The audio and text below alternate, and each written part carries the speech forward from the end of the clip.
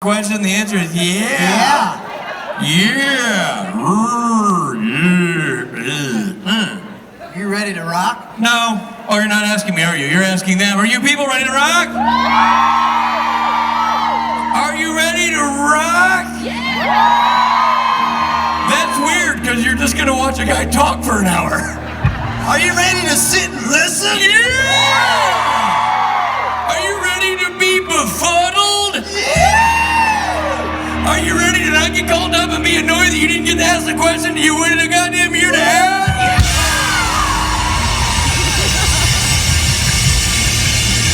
Are you ready to be pissed off when somebody asks a dumb question and wastes the space you could have used to ask your question? Well, let's get it started! Misha Collins!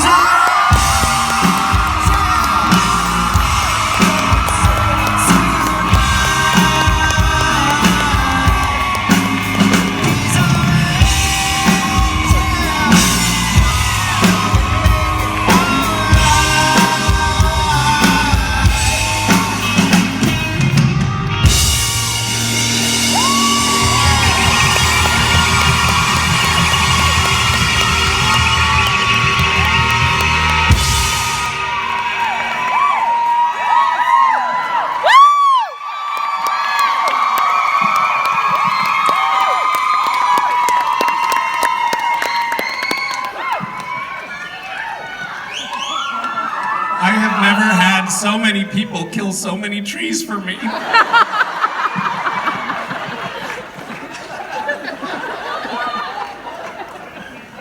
That is so sweet, you guys. Hashtag burn a I hate forest. forests. So that's like the perfect gift. Wait till you see the fur coat they made you. Hi guys, I'm sorry to turn so political like that. It's not. That's so not you. It's not me. I try not like that. So I try not to be too political with my children too. How's that going? It's going great. Like we'll be at dinner or something, and Wes will say, "Stop talking about Donald Trump." To a nearby table or to you? But I feel like, yeah. But I feel like they get, like I'm sort of, by osmosis, by the transitive property, there is no other way I can say that. That's it. I was trying to come up with another one. That's it. No, that's it. It's just those two. I think they're gleaning some sort of, like a conscientious nature. They're learning about, important political themes. We went on a very rich person vacation in Mexico. Very top of the line, everything the fanciest thing you can get. Did you ever see any Mexicans, or it was just... No. It was all people from Los Angeles. And we came back, and Mason very astutely pointed out, she's like, "Dad, honestly, I don't think it would be so bad if Donald Trump sent us back to Mexico." That's awesome. She was like, I know you're making a big deal out of all this stuff, but I didn't mind it so much. So she's okay with the wall as long as on the other side of the wall is a sandals resort. That's awesome. Good stuff. Well, I know we can stand here and chat all day. All right, fine. And they If you would wanna love leave, nothing leave. more Just- than for me to eat up their time. However, I'm not going to. Las Vegas, Misha Collins.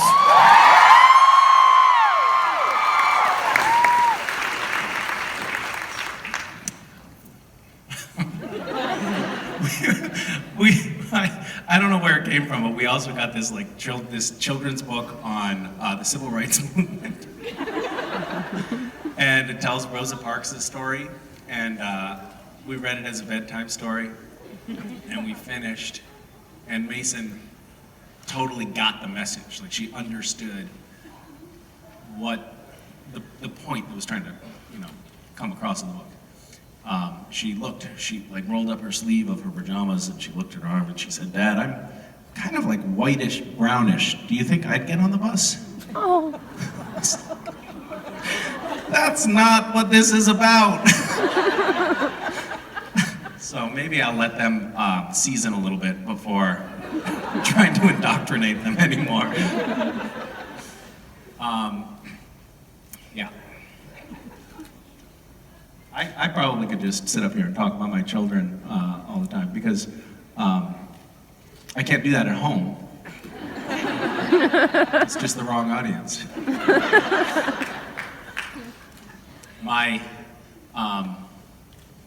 We were looking through pictures recently, and it was of me and my dad when I was about West's age, setting off model rockets, launching model rockets, and he said, "Where's Baba B?" which is what he calls his grandmother, and I said, "Oh, they were already divorced by then," and he said, "What is divorce?"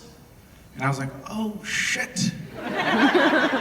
I unwittingly introduced this whole concept that I did not want to get him thinking about. And so I was like, "Oh, well, your grandmother and grandfather, when I was little, decided that it would be more fun for them to separate and live in two different houses so that then we, me and your uncle, we would have more toys because there would be toys at both houses. We'd have different parents that are playing games with us. Like our parents gave us a lot of extra attention because I just wanted to take all the wind out of the sails of sort of the dark specter of divorce. And then the next day I was dropping him off at school. And there's this little routine where we come in and there's the mud room and they put on their, winter pants because they go outside right away. And while we were doing that, I handed his lunch basket. I know, it sounds like some Quaker something, but lunch basket to his teacher and said, "I forgot his water bottle." And she said, "That's okay, West, if you want, you can use the share cup today. Is that okay with you?" And he said, "Sure. And I would also like my parents to get a divorce."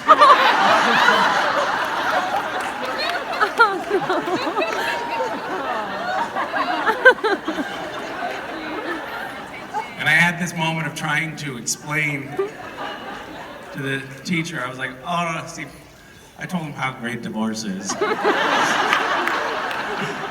that only made it worse. So now she always looks at us like, "Is everything okay at home?"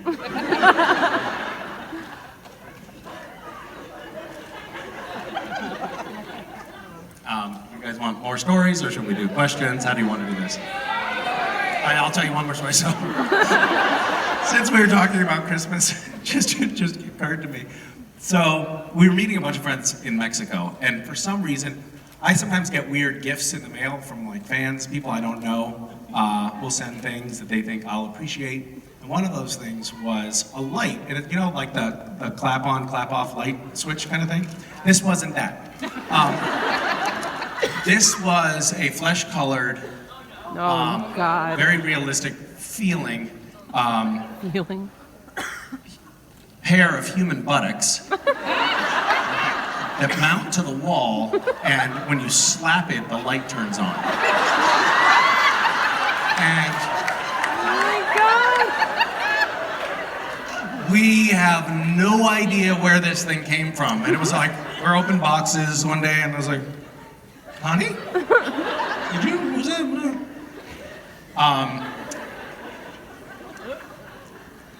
Sidebar. Once Jared accidentally got up from the table in the green room and left his credit card on the table. Oh. I don't know if I've told you guys this story or not, but I very quickly took a photo of the front and back and returned it to its original position on the table. And then I happened to know enough details about him that when I was on Etsy ordering something fairly pornographic with that credit card, I was able to fill in the appropriate details to get the security passed. So the order was processed and it went to his home, and Jared and Jen both thought the other one had bought it for some time. It was pretty great. They both thought the other one was trying to spice things up a little bit. Well, really, it was me spicing things up. So, anyway, flesh-colored, illuminated butt cheeks. So, we have no idea where this came from, but we're meeting friends down in Mexico, and I thought, this would be a funny thing. We'll figure out some funny thing to do with this. Literally packed it in the bags, and it's life-size. And then we went down there, and then I am on a TV show, and so the people at the place we were staying kind of made a big deal out of that. It was like, oh no, and then we got home, and the manager of the place sent an email saying, "Hey, you left some stuff here." There was a.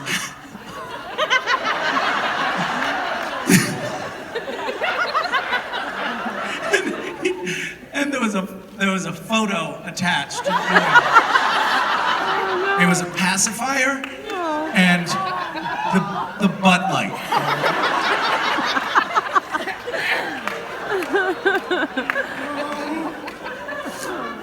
It's another thing that's really tough to explain away, Okay, that's it. No more stories. Hi. Hi. I was wondering if you were a reporter and you were interviewing Castiel, what questions would you ask him? Whoa. Are you a reporter? No, I'm just curious. Okay, I was wondering if you were trying to cheat. Maybe you have an interview lined up with Castiel coming down the pipe and you're just trying to get me to do your homework for you, but... I might put it in a fan fiction.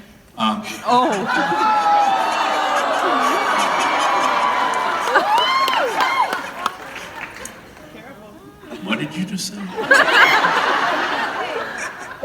I might put it in a fan fiction. The interview questions are going into fan fiction? Possibly. Who is the interviewer? You are.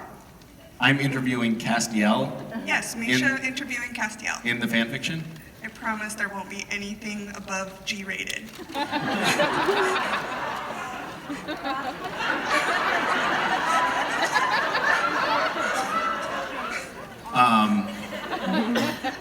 I would just ask one question, which is, how did you luck out with that vessel?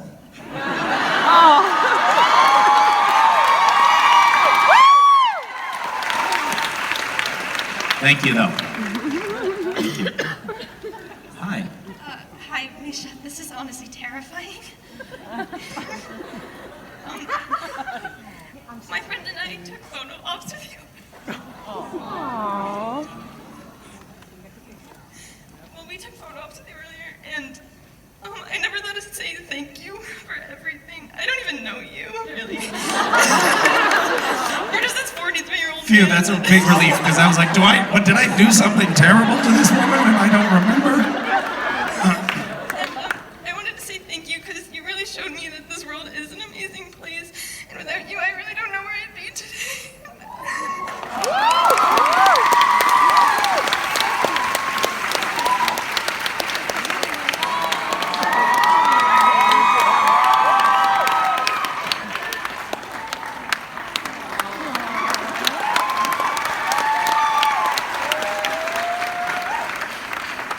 Sorry for what I did to you.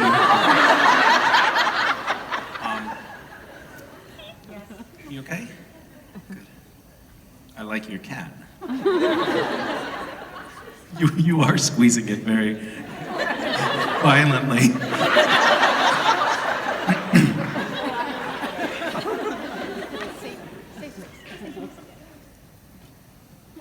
Are you going to ask some other question?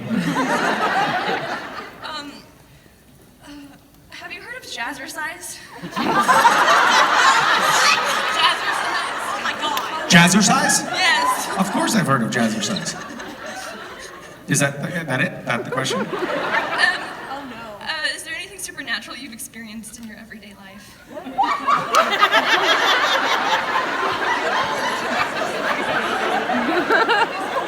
That was a serious non sequitur.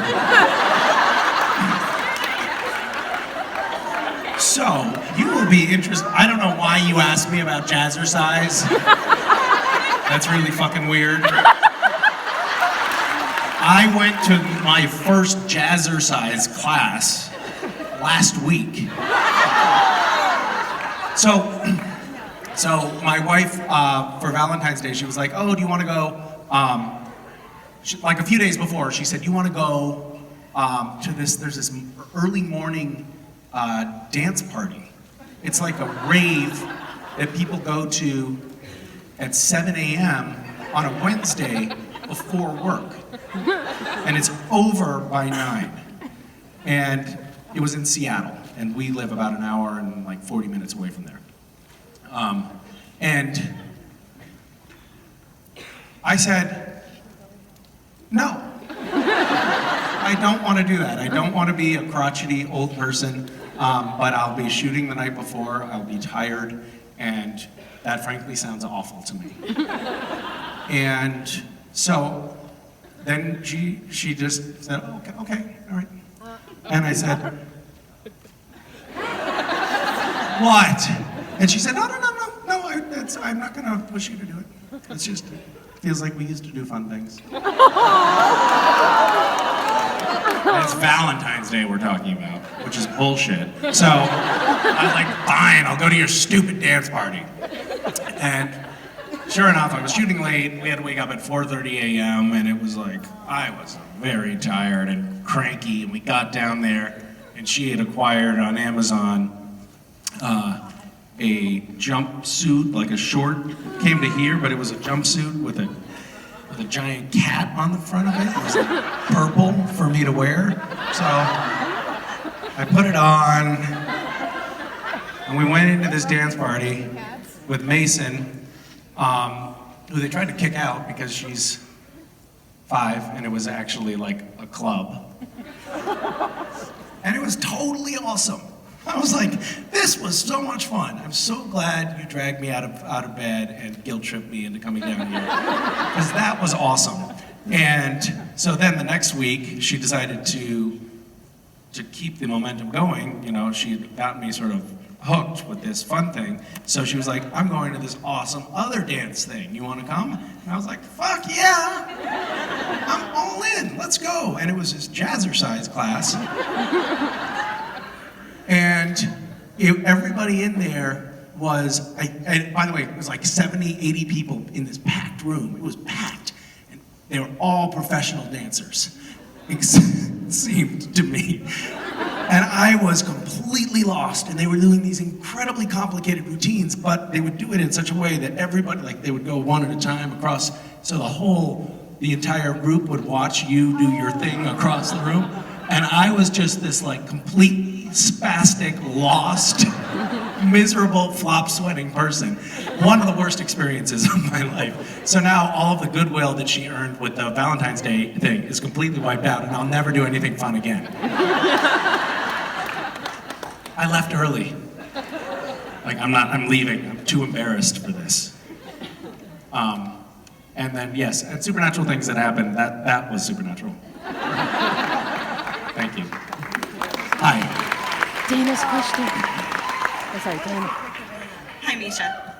How are you? Good, how are you? You had an interesting Twitter exchange recently with Misha G about a skate-off. Olympian. Misha G. Oh, with Misha G, yeah. Yes. Is that actually going to happen, and what preparation Well, I'll tell you what, here's the deal. So Misha G is a figure skater. He's in the Olympics, blah, blah, blah, big deal.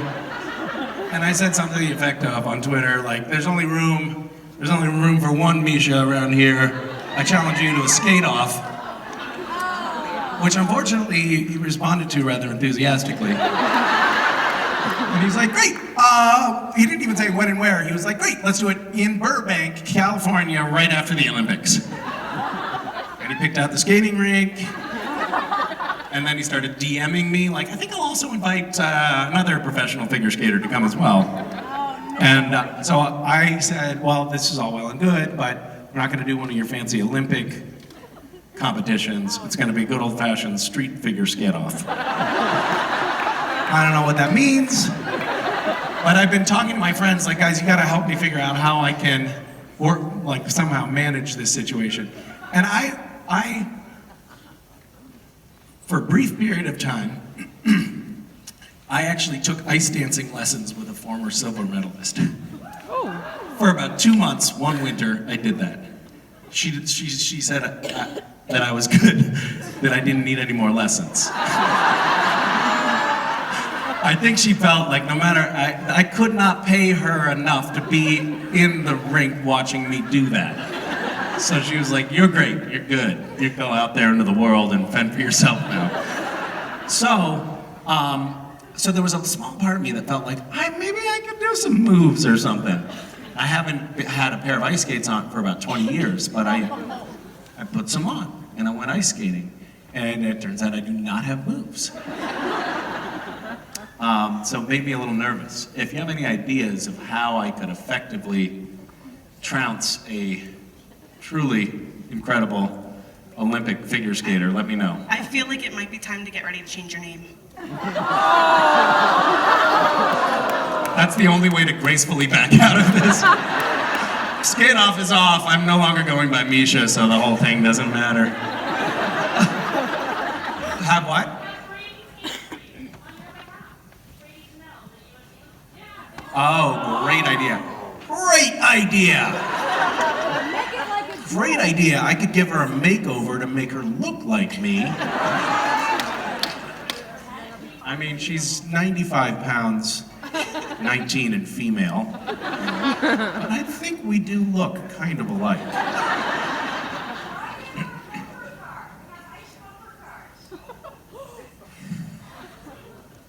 Great idea. Or I could just try to run him over with a Zamboni.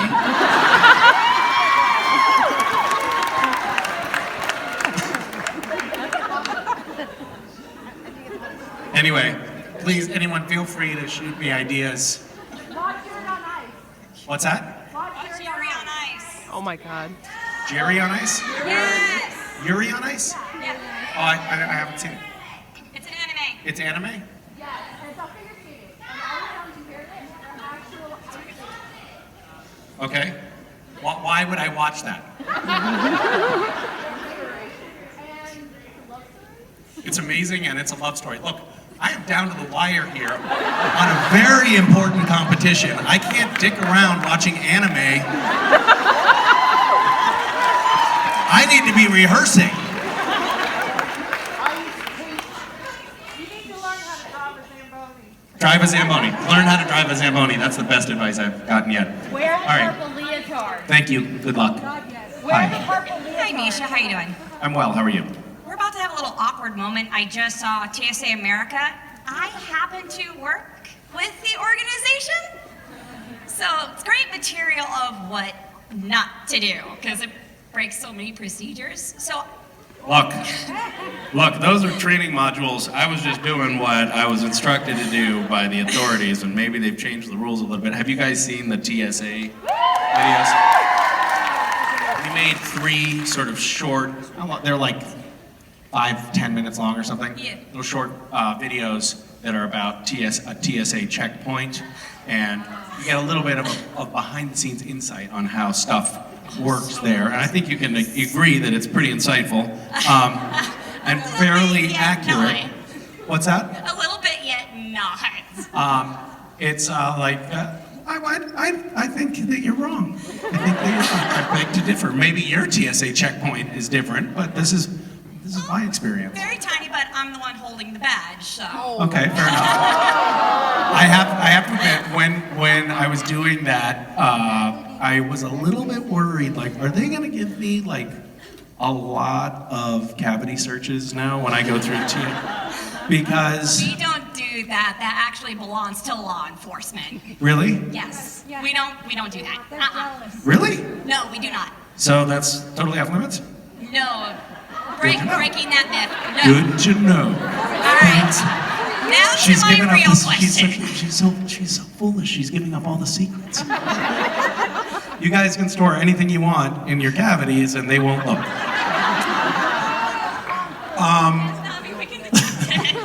right, to That's my the real- message. But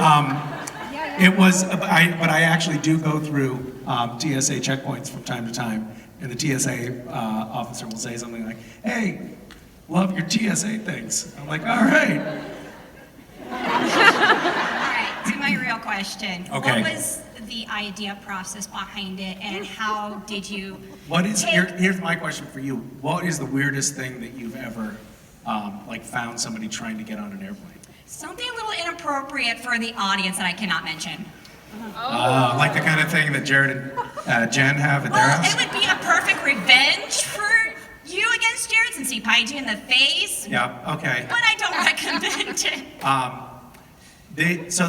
The genesis of that was watching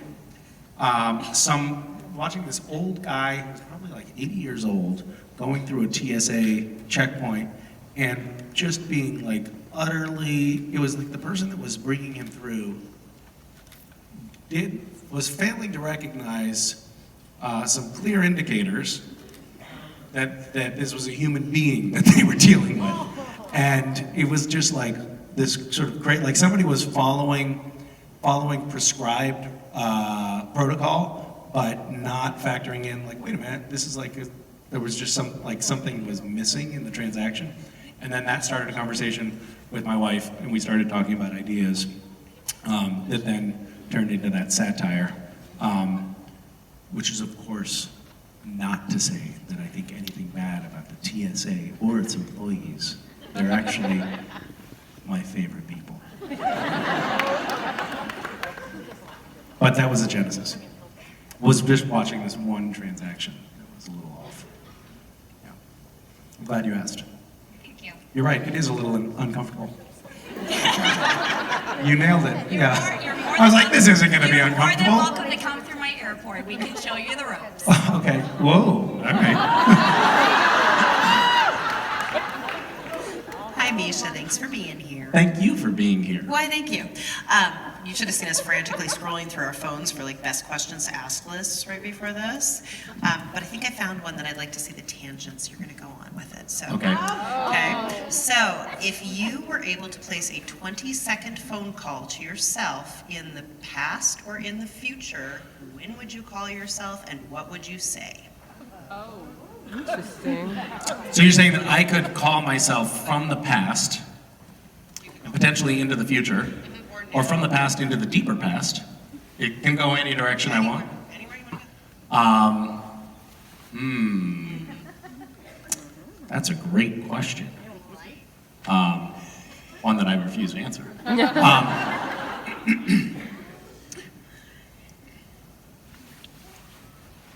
I mean, that's a whole, like, that's a wide spectrum of time that Do you're you talking about. want to get back to us in about 5 minutes? No. That reminds me of, I mean, did you know you really cannot time travel? You know that, right? I know. It's, I recently learned this from Neil deGrasse Tyson, which is really disappointing. It turns out it's never going to happen. It's like that sign, yeah, I know. Sorry, guys. Bad news.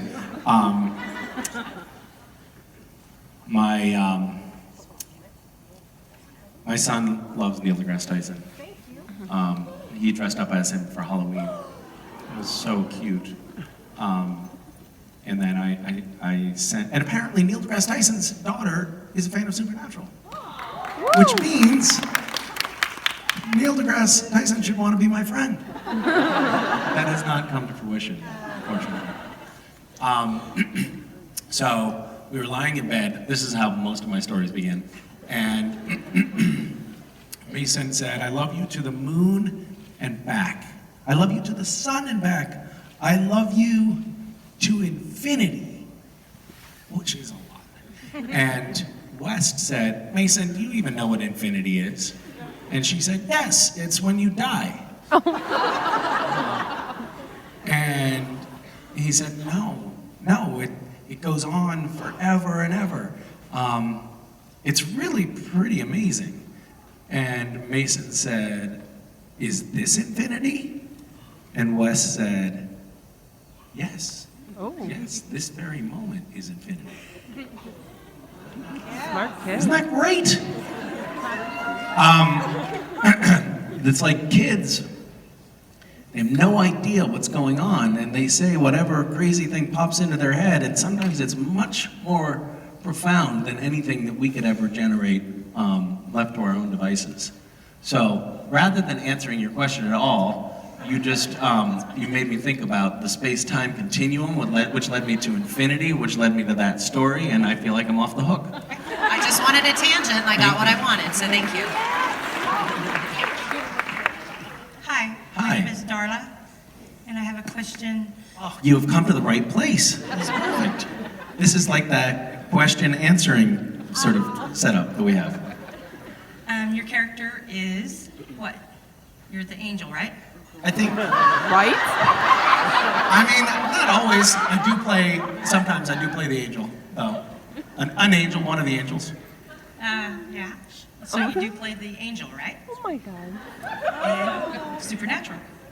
In Supernatural, that's right, yes. Yes, yeah. My mom had passed in 2015, and you always remember what your parents say after they pass because it seems like they're always talking in the present. And in passing, my mom had told me all the time, every woman always speaks of their child's birth. I was born dead. She literally seen me dead. Do you believe in angels? And are babies considered angels when they're born dead?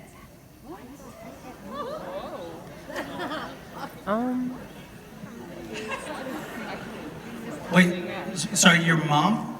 Yeah, my mom passed in 2015. But I was always going over everything she had said because when your parent passes, you're always thinking of things that they said because in the present time when your parents are alive, they seem to be always talking and talking and talking, and you don't always really pay attention to everything they say until after they pass, and you're remembering almost every detail of every story they told you. Right. And my mom had told me I was born dead, 3 pounds. Oh, you were born dead? Yeah, I was born I thought you were dead. saying your mom was born dead, and then I felt no, like no. your family tree became very confusing. No, the confusing part was she had told me I was born dead, about 3 pounds. Oh, wow. And she seen me dead. And then she thought she was going to sign a death certificate when the doctor came back in. And they said, we're keeping her alive, we're keeping her alive. And here I am, hi. Well, I'm glad that worked out. Do you believe in angels? And are babies that are born dead, are they automatically angels, do you think? Interesting. So you're asking, are you an angel? Through a loophole, like you're up against that little window. I was a dead baby for a little bit, so that means I'm an angel. It's a loophole, yeah. There's loopholes in life all the time. Well, if I mean, your logic holds up, I think. So if a baby born, And your mom's seen you dead. yes, okay. I mean, I would say you're definitely an angel, and I believe in you. So that might.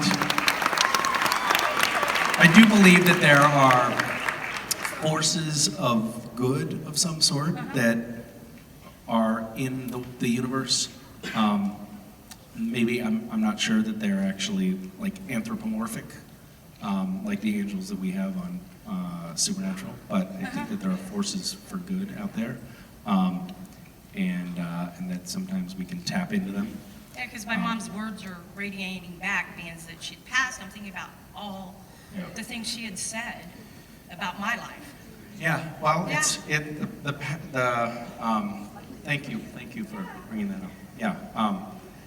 The passing of a parent is like a really big deal. We had that in our family recently, and it's a very important step in life, and yeah, it's intense. Do you believe in angels? Yeah, Do you really believe? I think so. Yeah. Okay. Yeah. Thank you. Hi. Hey, some of Castiel's angels are here, and it's our fault for the death of trees to make the signs. But some of the angels wanted to know what are more ways to help out Random Acts and get more involved, and what inspired you to create Random Acts and help change lives. Well, if you want to get involved with Random Acts, I think the best point of entry is either there's actually a table here which you can go visit, and Rachel Miner, who is our incredible director, is at the table, and you can go talk to her and ask her questions, or you could go to the website, which is on the internet.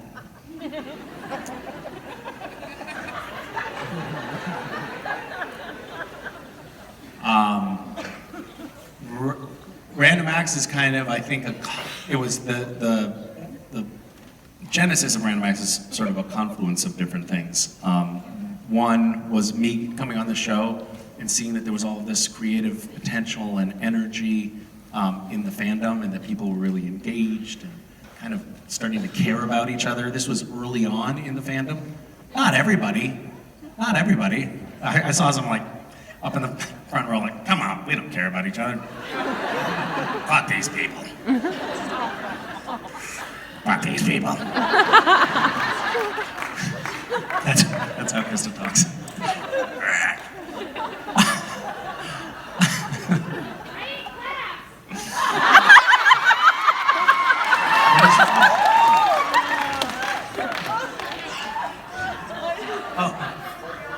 Got it.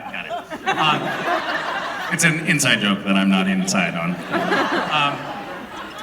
So anyway, we discovered that, I guess I discovered that this fandom had this potential because there was an earthquake in Haiti, and I set up a fundraising page, and all of a sudden people just like donated tons of money. And it was really shocking to me, and that got me thinking, oh man, maybe there's some way we could like work together. And it was very, so then I worked with some fans and set up Random Acts, and it was very fly by the seat of our pants. We didn't really know what we were doing at all, but we were trying to figure it out, and we built an orphanage in Haiti, which was a huge project, and it was kind of a Hail Mary.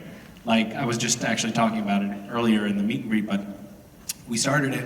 I did a little fundraiser. I raised $80,000 for this to build this orphanage in Haiti, which at the time we knew was going to cost a little more than $500,000.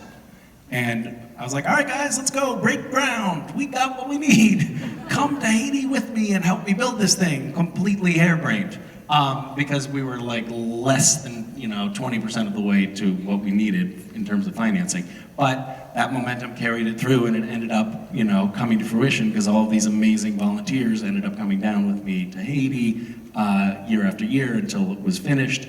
And we just repeated the same thing in Nicaragua, the same model, where several of my castmates were just down with a group of volunteers just a couple of weeks ago.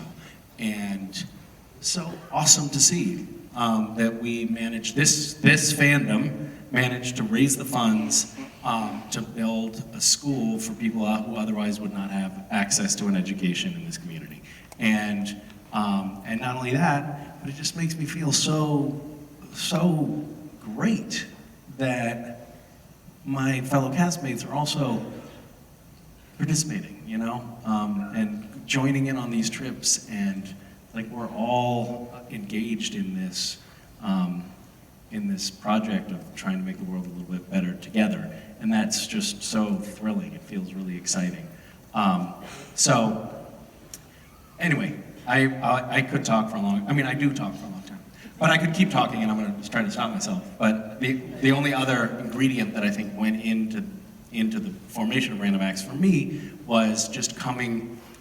My family didn't have a lot of money when I was a kid, and the kindness of strangers was actually at times really important for us. Like, it kind of meant the difference between sleeping with a roof over our head that night and not having a roof over our head that night. It meant the difference between having a hot meal and not having a meal at all. So that stuck with me. I remember a few incidents when I was quite young of people giving us, the mother of a kid in my first grade class, which is, my son is in first grade now, mother of a kid in my class gave my mom $100 to buy us Christmas presents one year. And because she saw, we did not have any money.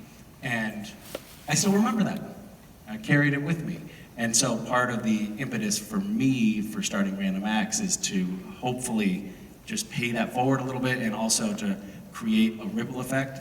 The idea being that if people do kind things for others, then those people are going to do kind things in return. And I like the idea that pyramid scheme could work out somehow. And maybe, help make the world a little bit better. Well, the Angels love helping, and we do what we can, but we just wanted to say thank you for all you do, and thank you. Thank you very much. Thank you for having me. Hi. Hi. I was wondering if you could start one rumor or conspiracy theory. What would it be, and how would you do it?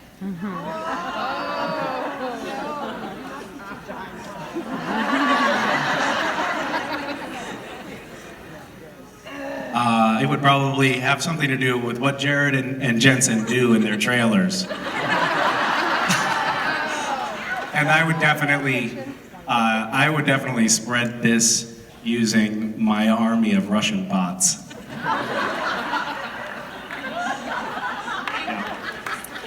Thank you for asking. But I'm not going to tell you the details now because that's going to get out through the bots. Can I get them later? Hmm? Can I get the details later? Yeah, from the bots. We're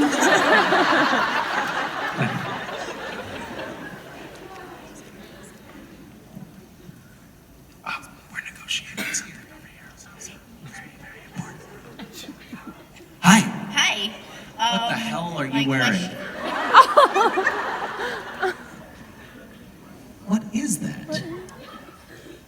It says dick riding is not a form of transportation, not with that attitude. And it's Richard. So, his, my leg's on Richard. Could you please come up here on stage?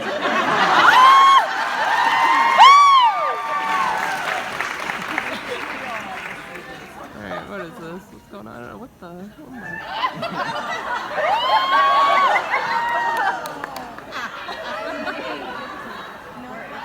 I see. So you're riding dick right now, is what you're saying.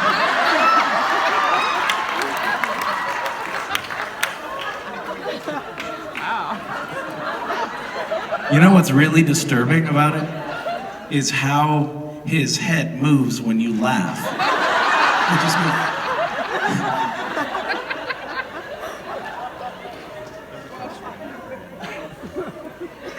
That's so intensely disturbing. Thank you so much. We do on Supernatural, like there's usually this teaser opener in Supernatural where one or more people are beheaded or something or dismembered in some way, and this is far more disturbing. You have a truly sick mind. You're welcome. Yeah. What was your question? How much toothpaste did you end up eating in the scene where you just squirted in your mouth? Quite a bit, and I actually remember feeling nauseous afterwards. That's something you have to be really careful about when you're filming, and sometimes I mess up. But we'll do in a scene. We're shooting a scene. Actually, I remember the first time I really messed that up on Supernatural was the episode where Cass was hungry, and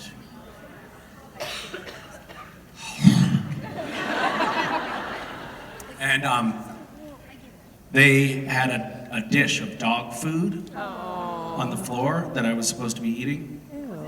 You guys don't remember this probably. It was ground meat in a dog food bowl.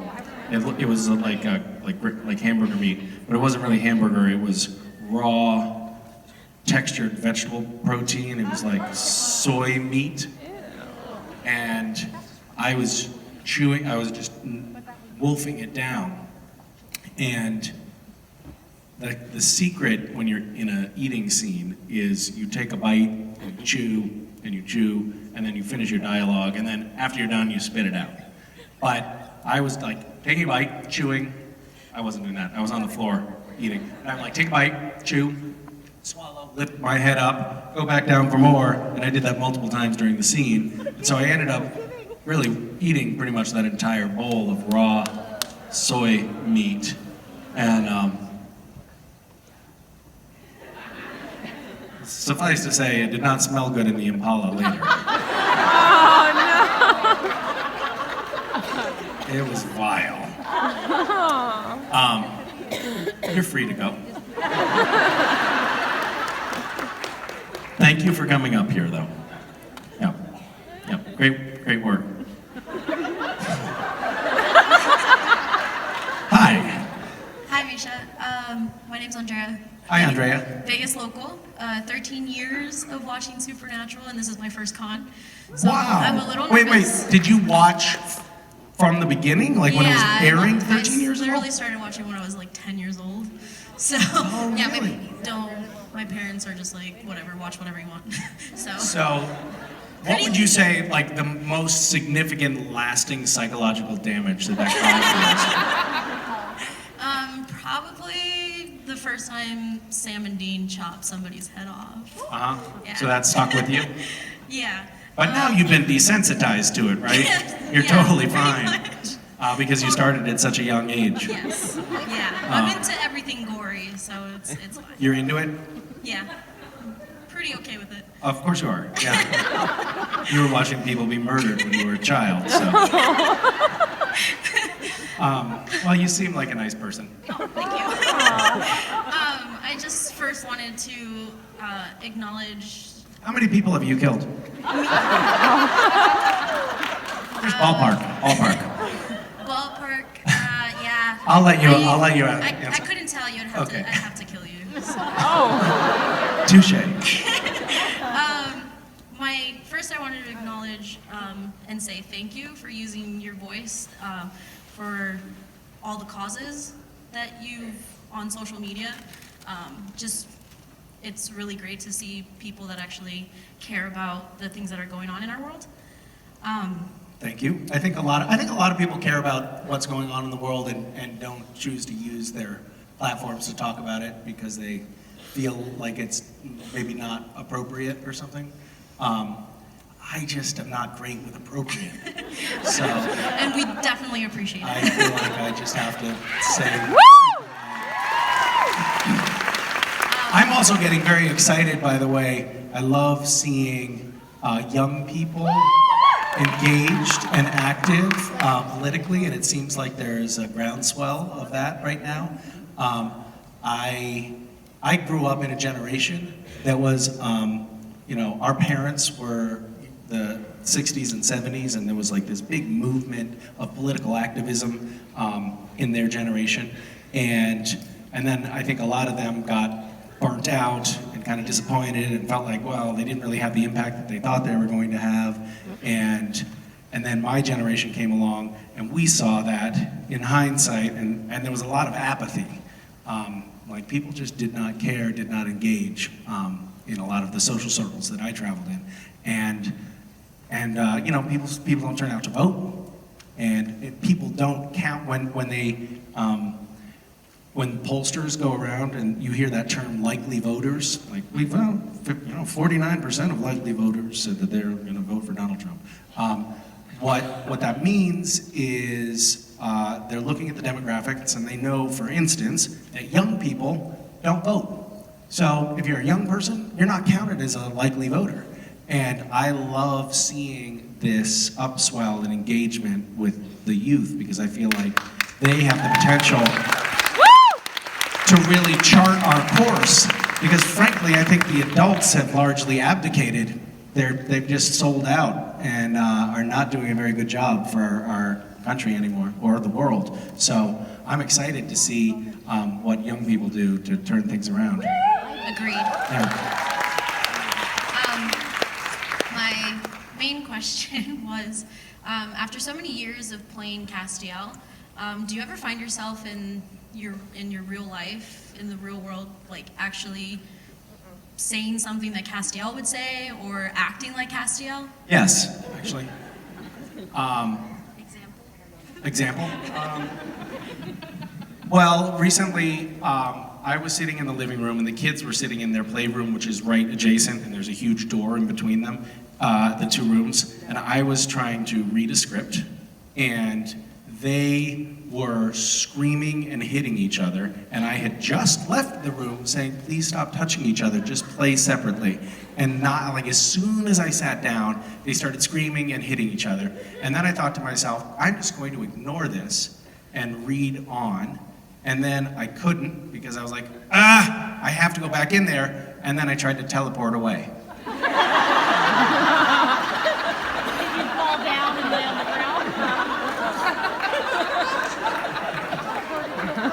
And then I had to remind myself, like, you're not Castiel.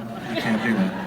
So then I had to walk into the other room, which was, of course, very humiliating. I had egg on my face at that point because I had just tried to teleport, and then I had to walk. So thanks for asking.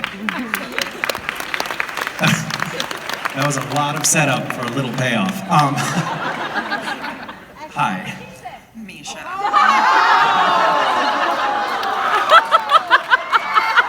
I mean, you had to jump in there. You had to jump in. It would have been irresponsible not to say something. My question is a fill in the blank. Okay? Like a Mad Lib. As an actor, I swore I'd never do blank, and now I'm doing blank. Oh.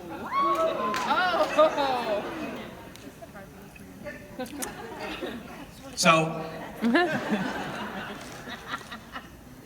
I'm sure I could come up with a lot of things to say there, but one thing was, I was at a party. A friend of mine had just gotten on a popular sci-fi show, and he was going to fan conventions, and he was telling me about it.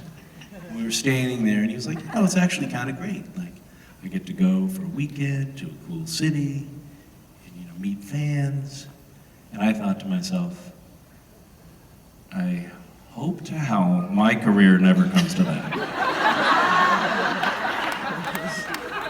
Like there, but by the grace of God, luckily I've dodged that bullet. That sounds awful.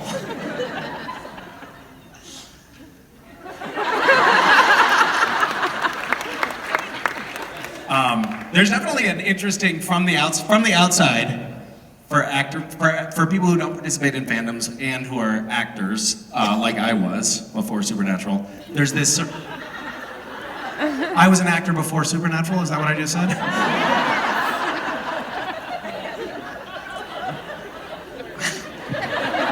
That's the problem when you have multiple trains of thought going on in your head at the same time. Things don't always come out right. So. I look from the outside looking in at fandoms. You're like, I don't know. That's a little. I don't know if I want to be involved in that.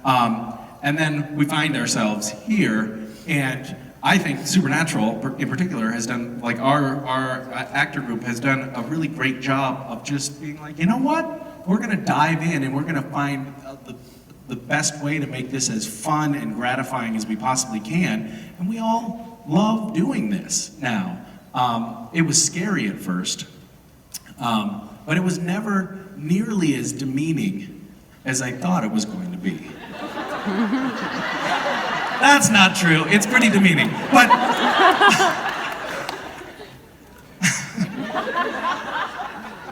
I was doing photos earlier, and someone was just like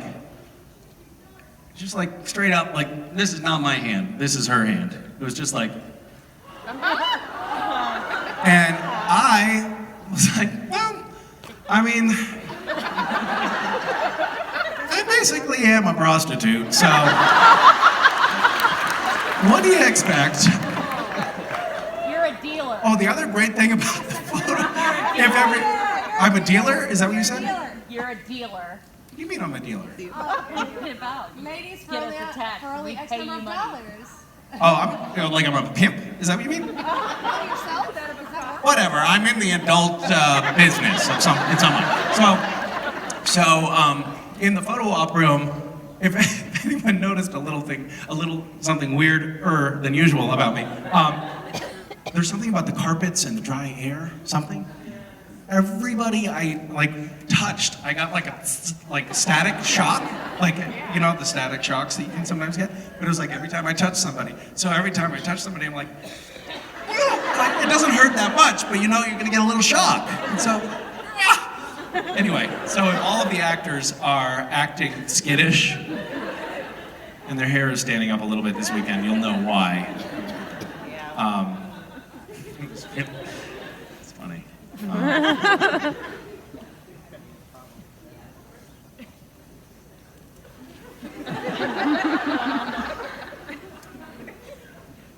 Yes. Hi, Misha. Hello. I was wondering, what is your favorite version of Castiel to play? I guess my very favorite was Dead Cass.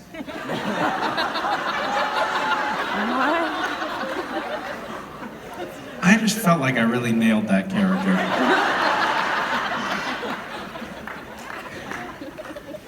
Do you guys know about playing dead people? No. Well, there's a few things that you should know. One, never die with your eyes open. Because when you do, you think, oh, you know, it'd look really cool if I died with my actor eyes open. And then everybody could see how really dead I am, but my eyes are open. That's a bad frame of mind to get yourself in. Because it hurts like hell, and you're trying not to blink, and you're like trembling because you're trying not to blink, and it doesn't work well at all, so never do that. Holding your breath is a big part of it, and I thought I was pretty good at that. But sometimes you get a little nervous when you're playing a dead body, and so your eyes start to twitch around, even though you're trying to make them not twitch around under your eyelids, and then you get self-conscious about that, and then your heart starts to pound a little bit, and then you're like, shit, can they see my heart beating through the fabric? And you really can get into your head a lot. So it's good to be so drunk that you pass out.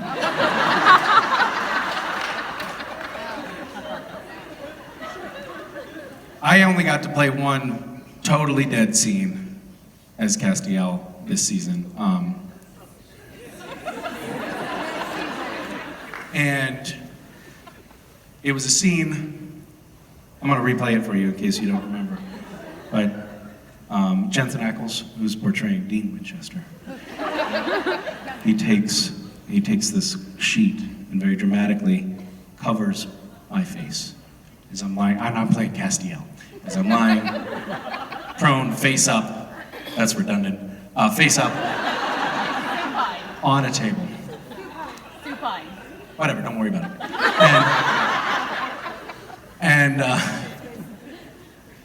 What's a prone is face down? Yes. How did I go this long without knowing that? Thank you. Shh. Okay. No more teaching, that's enough. So, pulls the sheet over my head, and then very dramatically, tears welling in his eyes, walks around the table. Now, all the while, actor Misha is doing a fierce job of trying not to breathe and not to have his heart beat too much. And then Jensen comes around the table, plays with the window blind dramatically, and then slaps me in the balls.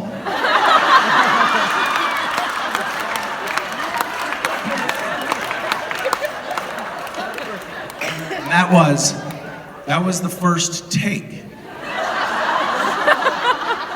We had to do multiple takes in which my face was covered and I could not see where his hands were. And needless to say, the pounding of my heart was definitely visible in the wide master. It was terrifying.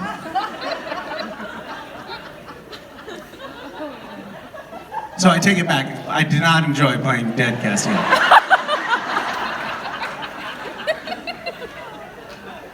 Can't believe you brought up that trauma. Hi. Hi.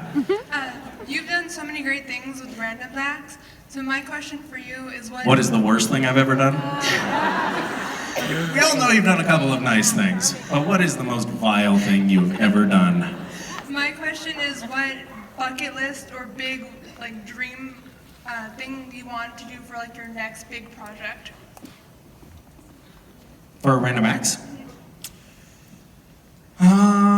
Well, We have some ideas of projects that we might be interested in doing. We have 2 buckets of ideas, though. One is to do something in the U.S., but I'm afraid that could be a little too scary. It's a dangerous place to travel to, and I don't think people are going to want to be there. Or we might do something in Africa. So we've been doing a little bit of recon on both fronts, trying to figure it out. But I don't actually have a real answer for you. I would like to, probably in the next, we are trying to, in the next 6 months, solve the homeless problem and reverse global warming. So once those things are done, then we'll tackle the next big project.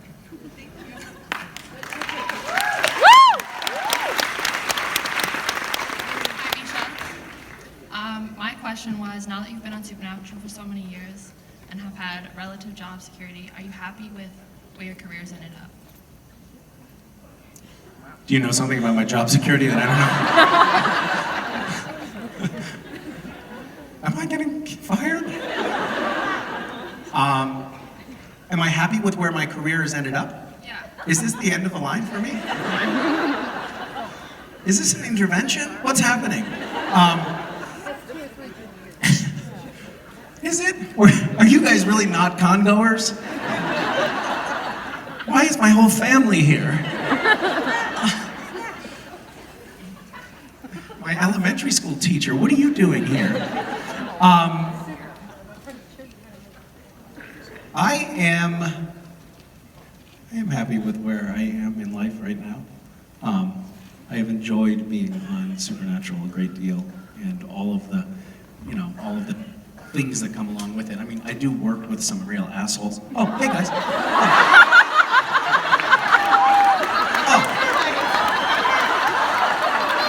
Hey guys. Hey, you couldn't hear what I was saying backstage, right? Those speakers don't point back there, right? Okay, good. Yeah, so anyway, I love the people that I work with, as I was saying. I don't know. I mean, in a lot of respects, I feel like it's a real dream come true. It is an interesting thing to be on a show for so long and to have it feel like a steady job, because that's very unusual for actors. But it's actually been kind of lovely. I think the best part about it is that there's, when you're at work, there's free food every day. It's pretty great. It's pretty great.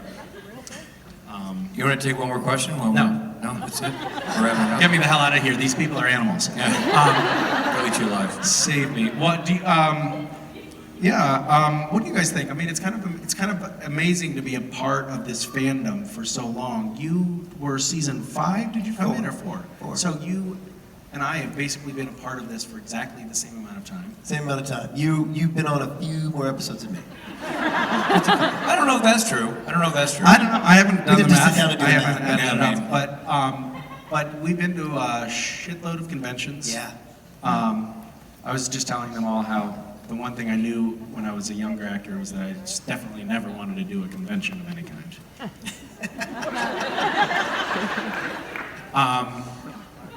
But it is it's kind of anathema to what you think you're going to have as an actor to be like enmeshed in a fandom like this for so long, and it's way you can totally imagine. awesome. Yeah, this part of it. So I feel lucky. Yeah. Is that an adult? They just had it with your crap. Can't blame them. Oh, yeah. No, she's running away. She's upset? You've upset her? She's running. Okay, here she goes. Hi. Oh, hi. Hi, sweetie, how are you? What's your name? Hi, Shayla. Shayla plays Roadblocks. Roadblocks is a really fun game. What is Roadblocks? It's where you make friends, play games by other users. It's really awesome. I try to make these guys play games with me, but they never will. Because you want to play emotional games, and I'm just not down with that. Undertale? I don't know Undertale, but sometimes I get these long, sharp needles and I try to play pin the tail on Rob. It's true. It hurts. Does By that the sound way, like a do you fun see? game? I know she's a big Misha fan. Five Nights at Freddy's? Five Nights at Freddy's? I don't know that one. Look at the book she has. She's a big fan of yours, but her quality reading by Scout, who's in the room. Scout, I know you're in the room. God and Gabe. God and Gabe. He plays God. I play Gabe. It's a book about us. Oh, I'll get you. Hold on. Want us to sign this for you? Yeah, hold on. I'll get a thing. I need to get a Sharpie. Hold on. I'm going back to the Sharpie area. Ladies, is there a Sharpie back here? Anybody? Sharpie? He's got one. Nobody? Really? Okay. We got it, buddy. We got it. He's got a pen. I'm going to make one from scratch at the Yeah, Sharpie please. factory. Okay. Tell me to take that. Autograph's already done. Here's some fresh baked Sharpie. He's good. We appreciate it. I think we're good. I think he's already. Well, Thank you, though. there you go. Oh, sure, we'll sign it because we're here. And I play. Way to be proactive, by the way. A lot of these people are going to dick around waiting in line, and that's bullshit. So, I like it. Woman knows how to get it done. Did you sign with Did the Sharpie? I signed inside. You guys signed outside. That way, there's always somewhere. There's a signature everywhere. Ah, there you go, young lady. Thank you. Right. Ladies and gentlemen. Bye. Thank you, guys. Ladies and gentlemen. Misha Collins. He's alright.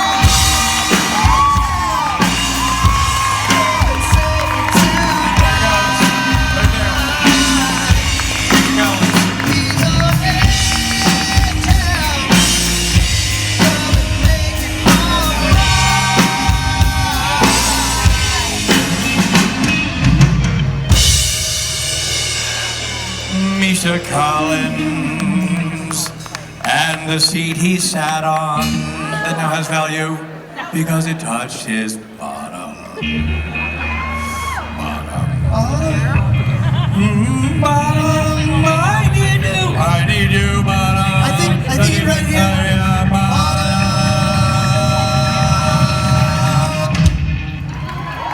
Thank you. That's our bottom.